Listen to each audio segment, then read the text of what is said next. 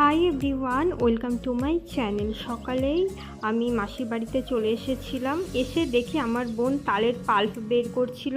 সেদিন ছিল আমার মাসির বাড়িতে বার পুজো এবং সত্যনারায়ণ পুজো। আর প্রত্যেক বছরই এই দুটো পুজো হয়ে থাকে, আর আমি প্রত্যেক বছরেই আসি।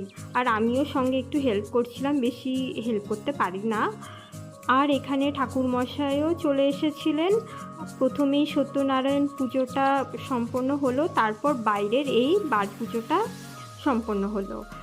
সন্ধ্যাবেলায় আমার বোনের ক্লাসমেটরাও চলে এসেছিল এখানে। তাদের সঙ্গে প্রচুর গল্প, হাসি ঠাট্টা মজা করলাম। তারপর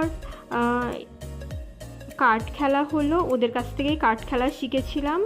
আর এখানে ওরা প্রসাদ নিতে বসে গেল। প্রসাদ নেওয়া হয়ে গেলে আবার হাসি ঠাট্টা মজা করে সেই দিনটা আমি কাটালাম।